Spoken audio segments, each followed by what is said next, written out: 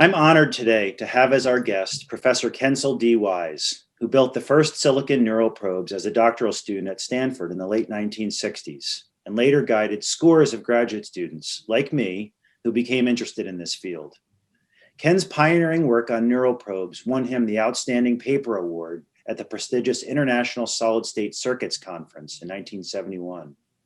After a stint at Bell Labs, Ken found his way in 1974 to the University of Michigan, where he became a professor in the Department of Electrical Engineering.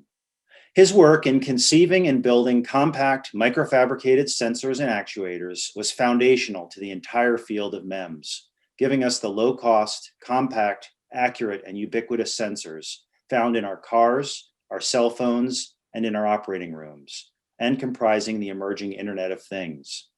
Though he officially retired in 2011, Ken continues to have deep connections to the U of M and spends much of the year in Ann Arbor. Well, good morning, Ken. Thank you so much for joining us from the lanai room of your place in Sarasota. I'm glad to be here.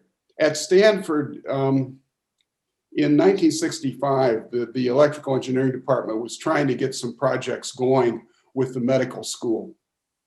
And I think the idea of using solid state technology to make probes to go into the central nervous system came out of those discussions. There was a proposal written in 1965 to do that.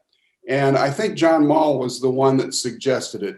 John was a faculty member at Stanford, later over at HP, but he was from Bell Labs. He'd done a lot of his work at Bell Labs.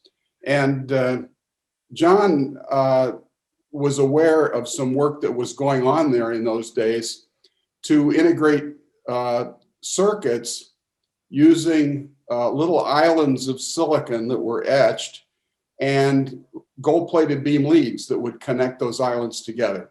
And he thought, well, couldn't you make beam leads that stuck over the edge of a chip and would record? And I think it was out of those discussions that neural probes were really born.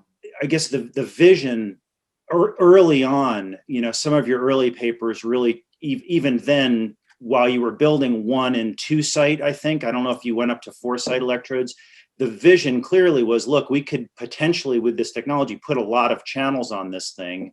And, oh, by the way, integrate electronics. Yes. Working in semiconductor, we're working in silicon. The idea was that in the space of a single metal microelectrode, a sharpened pin, we could put many sites, record from many different areas simultaneously, and eventually integrate circuits on the back of the structure. So when I went to Michigan, I really wanted to do integrated sensors, but I wasn't really looking to do very much in the neural area. I got a call about early 1981 from Terry Hambrecht. He'd seen the Stanford work and he asked, well, if we would write an RFP in that area, would you bid on it? And so we bid on it, and turned out the neuroprosthesis program was the best federal program I've ever worked for, because it was all for one and one for all. If I needed a good electrochemist, I knew people I could call. It was a lot of people, neuroanatomists, electrophysiologists, everybody working together to try to solve a problem. I guess the thing that I find most important and most satisfying is when neurophysiologists use our probes to find out things that are new.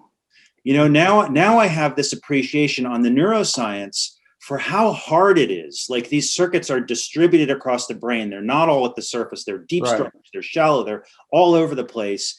And you really need a lot of data. And as you said, the data explodes.